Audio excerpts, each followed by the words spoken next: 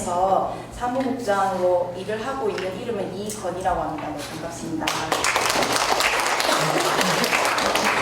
예, 저는 대구대학교 경제학과에서 노동경제학, 노사관계 등 노동 관련 과목을 맡고 있는 김용훈 교수입니다. 그리고 또 가외로 요즘 고용 문제가 심각하다 보니까 청년, 여성, 고령자 등 취업계층 일자리에 위해서 좀 나름대로 활동을 하고 있습니다. 반갑습니다.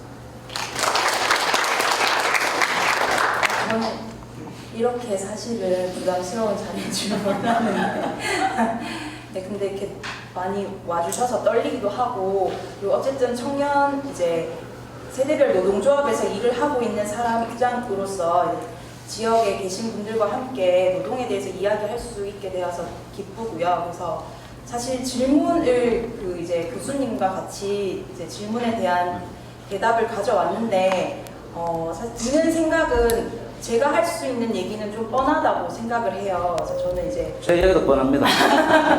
그래서 제가 이제 청년유니온이 2013년도에 지역에 이제 설립이 돼서 지금 4년째 활동을 하고 있는데, 사실 매년 실태 조사를 하고 정책을 내면서 사실 실태는 뻔하거든요. 이렇게 노동조건은 열악하고 늘 열악해왔고, 청년들은 늘 불안정하고 저임금 장시간 노동에 일을 하고 있고, 근데 이제 질문들을 만들면서 그냥 같이 나누고 싶었던 거는 수치나 힘들다, 그러니까 수치를 얘기를 할 수도 있지만 좀 개인적인 감상을 듣고 싶더라고요. 이제 노동에 대한. 그래서 그런 게 조금 더 앞으로 정책을 만들거나 할 때 더 좀 필요하지 않을까라는 생각이 들어서 좀 편안하게 얘기를 하면 좋을 것 같습니다. 첫 번째 이제 질문은 제가 저희 교수님이랑 둘이 이제 세 가지 질문에 대해서 얘기를 해볼 건데, 처음은 이제 일자리에 대한 지역 청년들의 눈높이가 높은 것인가라는 질문이었어요. 그래서 제가 눈높이 얘기를 먼저 하고 싶었던 거는, 사실 청년 실업이 심각하다는 얘기는 거의 10년 넘게 계속해서 왔던 것인데, 최근 들어서 이 실업의 이유를 청년들의 눈높이가 높다라고 이제 얘기를 하더라고요. 일례로 이제 찾아보다가 이제 김무성 의원이 작년에 이제 청년들이랑 얘기를 하다가 알바 노동자들이 이제 열악한 환경에서 일을 하고 있는데 그런 것들도 다 젊은 시절의 경험으로 여겨야 한다라고 얘기를 한다든가, 아니면 이제 얼마 전에 한 의원이 청년 한 10만 명 정도를 그냥 오지로 보내버려야 된다. 그러니까 사실 이 발언의 기저에 깔린 거는 일이 힘들고 사실 그런 건 계속해서 왔는데 왜 요새 청년들은 견디지 못하고 좋은 일자리만 관리하고 눈높이가 높냐, 그러니 실업이 심각한 것이 아니냐라는 그게 깔려있다고 생각을 하거든요. 그래서 저는 이 질문에 대해서 이제 여러분들 어떻게 생각하시는지, 또 교수님도 어떻게 생각하시는지 듣고 싶습니다. 예, 여러분들이 제일 듣기 싫어하는 이야기가 청년 실업의 원인이 청년들이 너무 눈높이가 높다, 아마 그 이야기를 듭니다. 저는 청년 실업 문제를, 일자리 문제를 그런 식으로 접근하면 안 된다는 생각을 하고 있습니다. 왜냐하면 이게 눈높이가 높다, 낮다는 것은 개개인의 상황에 따라 다 다르고 인적 특성에 따라서, 그 다음에 또 가치 판단이 들어간 개념입니다. 그래서 그건 너무 기성세대의 시각에서 보는 일방적인 표현이고, 제 책자에 보시면 청년 실업의 원인이 굉장히 다양하고 복합적입니다. 굉장히 구조적이고, 그래서 사실은 이 청년 실업 가지고 밤샘 토론해도 모자랄 정도인데, 저는 가장 큰 부분은 우리가 이제 미스매치, 그러면서 스킬 미스매치, 정보 미스매치, 그 다음에 수급 미스매치 그러는데, 실업이라는 것은 결국은 수급 미스매치입니다. 결국은 우리가 임금이나 근로 조건이, 임금은 노동의 가격입니다. 결국 시장의 수요 공급의 원리에서 결정이 되는데, 공급이 너무 많으니까 당연히 가격이 낮을 수밖에 없겠죠. 그럼 왜 공급이 많으냐 이랬을 때, 제가 연도별 대학 진학률을 살펴보니까, 우리 90학번 있지 않습니까? 90학번 때는 33%예요, 대학 진학률이. 그 다음에 그 이후로 쭉 계속 올라가다가 2005년도에 보니까 82%예요, 대학 진학률이. 그러니까 대졸자가 3배 늘었다는 이야기입니다. 근데 어느 나라든 대학 졸업 정도의 그런 능력을 요구하는 일자리가 전체 일자리 30%밖에 안 됩니다. 30% 내외입니다. 근데 이제 82%가 졸업을 해버리니까 당연히 그 3명 중에 2명은 굳이 대학을 안 나와도 그 할 수 있는 일을 할 수밖에 없는 그런 상황이죠. 그렇지만 또 우리가 보통 대학을 4년 다니는데 기회비용까지 고등학교 졸업해가지고 돈 버는 까지 생각하면 한 1억에서 한 1억 5천 정도 잡고 있습니다. 그래 그 시간과 돈을 투자를 했는데 내가 굳이 대학 안 나도 될 일을 갖다가 내가 하겠냐. 그러면 자꾸 이제 거기에 맞는 일자리를 찾게 되죠. 그래서 그런 부분, 이 인력 수급이라는 것은 정부에서 예측을 해가지고 그 장기적으로 수요 공급을 갖다 균형을 이루도록 해야 되는데 그냥 그 대학 문을 갖다가 너무 많이 열어가지고 공급이 엄청나게 초과된 그런 데서 기본적인 원인이 있지 않나 그런 생각이 듭니다. 사전에 이제 실무자분께서 돌직구를 많이 던지라고 하셔가지고 그래서 이제 준비해온 이제 내용들이 있는데 이제 교수님 말씀을 들으면서 드는 생각은 사실 대학을 많이 가잖아요. 진학률이 80%고 그래서 어르신들은 그렇게 얘기를 하세요. 왜 이렇게 너나 나나 뭐 다 대학을 가냐. 그것도 결국 눈높이가 높다고 이제 되거든요. 그러니까 자꾸 눈높이가 높아지지 않냐라고 말씀을 하시는데 사실 저도 대졸자고 구직자 입장에서는 그러면 과연 대학을 나오지 않고는 기회조차 없거든요. 그러니까 물론 고졸인 청년들도 있고 그들도 일을 하고 있지만 사실 청년들이 80%나 되는 청년들이 대학을 갈 수밖에 없는 이유는 내가 대학을 나오지 않고서 선택할 수 있는 일자리는 뻔하거든요. 그러니까 우리가 사실 학교 다닐 때부터 늘 들어왔던 얘기가 이렇게 공부하면 대학 못 간다. 그러니까 사실 대학을 나오지 않는다는 것은 한국 사회에서 그러니까 고급 기술을 배우지 못했다는 문제가 아니라 사실 사회 이 노동시장 안에 진입 자체에서부터 장벽으로 그러니까 마이너스 요소로 작용을 하는 것이기 때문에 그러니까 너무 쉽게 말씀을 하시더라고요. 그러니까 진학률이 높기 때문에 눈높이가 높고 그렇기 때문에 실업이 높다. 이게 너무 얘기를 하시는데 저는 그런 걸 얘기하기 전에 그러면 대학을 나오지 않고도 괜찮은 일자리로 갈 수 있는 사실 그런 좀 구조를 먼저 만들어야 되지 않을까. 그거에 대한 또 고민도 필요하지 않을까. 뭐 이런 생각이 듭니다. 예, 아까 그 여러 가지 원인을 아마 책자를 보시면 여러 가지 원인들이 있습니다. 그래서 가장 제가 볼 때 이제 그 기본적인 그 원인이 현상이 이제 그 일반 실업률보다 3배나 높은 청년 실업률이 나타나니까 제가 그걸 말씀드렸고, 그리고 왜 그 대학 진학률이 높으냐 하는 것은 이것도 여러 가지 복합적인 요인이 있지만 그 청년들이 눈높이가 높아서 대학 진학률이 높은 건 아닙니다.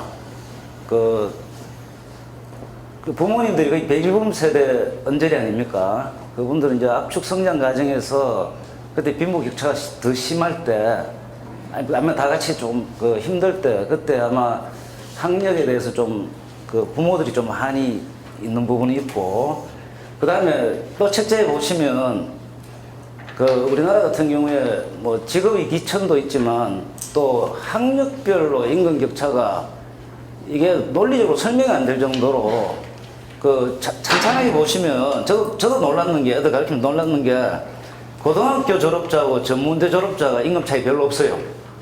그러니까 전문대 졸업자들이 취업이 잘 됩니다.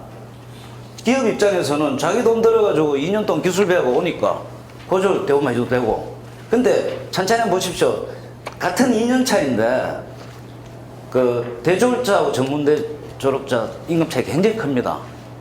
그러니까 저라도 대학 가려고 그러겠어요. 좀 더 괜찮은 일이고 임금도 많이 주니까. 그래서 아마 대학 진학률이 높아지는 그런 원인이고 또 수급의 미스매치가 크게 발생하는 것 같습니다. 두 번째 이제 질문은 양질의 일자리는 그러면 과연 무엇인가라는 것이었는데요. 근데 사실 이거에 대한 답변을 쓰면서 조금 자괴감이 들었던 부분은 양질의 일자리는 어떤 것이다 라고 우리가 얘기한들 그러니까 뭐 많이 탈퇴근을 할 수 있고 뭐 조금 더 뭐 임금이 높고 혹은 복지제도가 잘 되고 연차를 막 자유롭게 쓸 수 있다 라고 우리가 양질의 일자리를 정의해 본들 청년들이 사실 갈 수 있는 지역의 일자리가 그런 일자리가 거의 없고, 그러니까 저희가 조사를 해본 바도 그렇고 느끼시기에도 그런데 그러니까 이거를 얘기하는 것이 크게 의미가 있을까라는 사실 생각도 들었는데요. 근데 이제 청년 유니온이 이제 2012년부터 이제 계속 매년 실태 조사를 하고 있거든요. 그래서 이제 작년에도 이제 일을 하고 있는 청년들을 대상으로 실태 조사를 했는데 사실 양질의 일자리는 노동자가 바라봤을 때 그러니까 일하고 싶은 일자리인 거잖아요. 원하는 일자리. 그런 질문을 했었어요. 그러면은 일하고 싶은 노동 조건이 무엇이냐라고 했을 때 2위가 이제 법정 근로시간만큼 일하는 거, 그러니까 일주 40시간 일하는 거였고, 두 번째가 일한 만큼 임금을 받는 거였거든요. 그러니까 그 말은 내가 연장 근무를 하면 그만큼의 수당을 받고 휴일에 나와서 일을 하면 수당을 받는 거. 그러니까 이게 사실은 우리가 얘기하는 높은 눈높이나 혹은 양질의 일자리로는 설명할 수 없는 되게 기본적인 것들이더라고요. 그래서 사실 이 그러니까 제가 말씀드릴 수 있는 답은 아까도 말씀드렸듯이 좀 뻔해요. 그러니까 사실 근로감독을 좀 강화하고 청년들이 최소한 법이 지켜지는 그런 일자리에서 일해야 되지 않을까라는 이제 말씀드리고 싶었고, 또 교수님께서 생각하시는 양질의 일자리는 어떤 것인지. 이 국장님 말씀하신 양질의 일자리는 그건 그 양질의 일자리가 아니고 당연한 이야기입니다. 네, 근데 사실은 당연한 이야기고, 물론 이제 일각에서는 그거조차 이루어지지 않는 경우가 많다는 걸 알고 있습니다. 특히 이제 그 장시간 노동 같은 경우는 우리나라가 풀어야 할 상당히 그 중요한 과제입니다. 저도 그렇게 생각하고 있는데, 제가 생각하는 양질의 일자리라는 것은 물론 뭐 고용 안정이라든지 뭐 임금과 근로 조건이 양호하고 이런 건 있지만, 그 청년들이 하고 싶어하는 일자리가 양질의 일자리가 아닌가, 저는 또 그렇게 생각해 봤습니다. 하고 싶어하는, 그러니까 적성에 맞는. 예, 적성에 맞고 본인이 원하는 일자리. 예, 그것이 양질의 일자리라는 생각이 듭니다. 그러니까 이게 좀 그러니까 나뉘는 것 같은 게, 저는 어쨌든 노동조합에서 일을 하고 이제 노동권 관련해서 많이 보다 보니까 그러니까 그런 식으로 강요를 하더라고요. 그럼 만약에 그런 경우가 있어요. 그러니까 뭐 디자이너로 일을 한다든지 아니면 IT 업계에서 일을 할 때 너 하고 싶은 일 하지 않냐. 그러니까 이 장시간 노동이 그렇게 해서 그러니까 그러니까 성과 연봉제도 그렇고 사실은 네가 하고 싶은 일을 하고 네가 잘하고 싶어서 하는 건데, 그러니까 일을 많이 하고 그거에 대한 수당을 받지 않는 걸 되게 자연스럽게 또 법을 어기는 부분들이 있더라고요. 그래서 저는 그러니까 적성은 개인이 맞춰서 찾아가는 것이고, 그러니까 좀 어느 정도 아직까지는 그 적성을 얘기하기도 저는 좀 이르지 않나. 이 국장님은 그 청년유니온에서 그 단시간 노동 이쪽으로 계속 활동하시다 보니까 너무 그쪽으로 이렇게 강조하시는 것 같은데, 엄연히 또 뭐 근로기준법이라는 게 있고 또 근로감독도 있고, 그러니까 저는 그 노동인권 침해 사례 이런 것을 갖다 너무 일반화 시키는 것이 아닌가. 예를 들면 일반 그냥 직장 같으면 그 충분히 어떤 본인이 노력한다 그러면 그걸 갖다가 어느 정도 시정할 수 있는 그런 장치들이 있거든요. 우리 청년들 일자리 때문에 어느 누구보다도 마음 아파하고 이렇게 노력하고 있는 사람인데 이상해 오늘 대립을 하려고 하는 건 아닌데 알고 있습니다. 그만큼 열악하다는 건 저는 얘기하고 싶었고, 교수님이 말하듯이 얼마든지 그러니까 자기 구제가 가능하다는 거는 저는 어떻게 보면 좀 현실과 대리되는 말씀이라고 저는 생각하거든요. 제가 한 말씀만 드릴게요. 2015년도에 청년유니온이 실태조사하는 걸 제가 보고 깜짝 놀랐는 게, 가장 청년들이 힘들어하는 게 장시간 노동이더라고요. 자, 그래서, 나는 우리 기성세대처럼, 우리 기성세대는 우리나라 생산직 노동자들의 수입의 한 30% 정도는 OT나 야간 휴일 그걸로 메우고 있습니다. 이제 참 안타까운 현실이죠. 그리고 우리 청년들은 기본 어느 정도만 된다 그러면 자기 시간을 갖고, 그리고 일종의 세대차죠, 그죠? 그래서 저도 평소에 좀 불만을 갖고 있었던 게, 이 청년 노동 고용 정책이 기성세대들 눈에서, 시각에서 자꾸 정책을 펴려 그런다, 이런 느낌이 들더라고요. 그래서 가장 힘들어하는 게 장시간 노동이구나.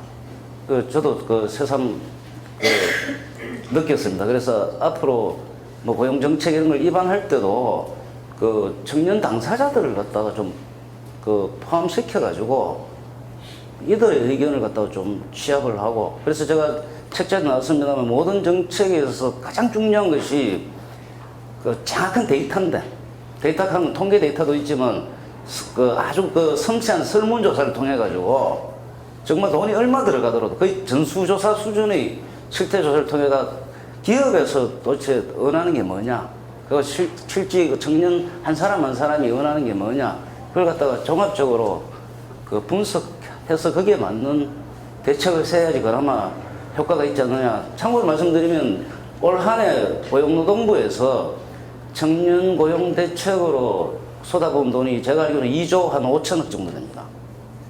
차라리 그럴 바에 뭐 n분의 1로 나눠주는 게 안 낫겠나, 청년 수당으로, 이런 생각 들 정도로 저도 안타깝게 생각하고 있습니다. 그런 생각이 들어요. 청년 노동을 얘기하면서 보면 교수님이 말씀하셨다시피 청년들이 좀 자기 시간도 갖고 싶어 하고 저녁 있는 삶을 원한다. 기성세대와 달리. 저는 근데 기성세대인데 그걸 원하지 않을까라는 생각이 들어요. 모든 사실 노동자들은 저녁 있는 삶을 원하고 내가 가족들과 보내는 시간이 많았으면 좋겠고, 그게 청년이라고 해서 특별히 두드러지는 현상이 아닌 거잖아요. 근데 다른 점은 과거에는 구직 비용을 많이 들지 않아도 사실 소위 말해서 뭐 야구 선동률, 방어율 정도의 학점만 받아도 취업이 가능했다면 지금은 구직 비용이 굉장히 많이 든다는 말이죠. 근데 구직 비용이 많이 듦에도 불구하고 내가 얻을 수 있는 일자리는 그 비용을 그러니까 회수할 수도 없는 정도의 저임금 장시간 일자리, 그러니까 그렇기 때문에 그게 문제라고, 그러니까 저는 생각을 하고, 그리고 장시간 노동 관행을 어떤 청년들의 뭐 문화적이나 혹은 그런 세대별 특성으로 여기기에는 이미 법정 근로 시간이 이미 존재하고 그걸 어기는 것이 굉장히 일반화되어 있기 때문에 그게 이제 문제다라고 이제 마지막으로 좀 말씀을 드리고 싶었고, 세 번째는 이제 대구시가 청년 노동 관련된 정책을 발표한다면 어떤 정책이 필요할까였는데, 빠르게 말씀드리면 뭐 유니온에서 계속 제안했던 거는 이제 공정노동 기업을 청년들이 직접 그러니까 뽑자라는 거였어요. 쉽게 얘기해서. 근데 공정노동 기업이 뭐냐면 사실은 임금이나, 그러니까 쉽게 얘기해서 우리가 일자리를 평가하는 기준들이 있잖아요. 근데 그걸로만 평가하기에는 지역에서 아무리 중소기업 괜찮다, 어디 괜찮다 홍보를 한들 청년들에게 메리트가 없는 거죠.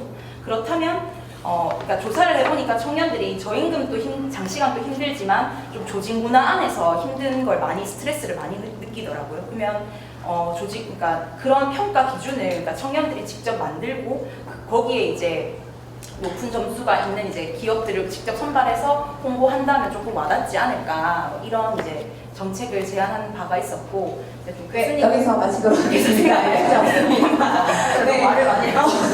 교수님 이제 테이블 토론에서 진행을 같이 해주시고요. 저희가 15분을 딱 정확하게 마치고. 예, 뭐 그 우리 테이블 토론 때 또 이야기 나누면 되겠습니다. 네, 그 가장 어려운 이야기를 제일 먼저 해주셨습니다. 박수로 한번.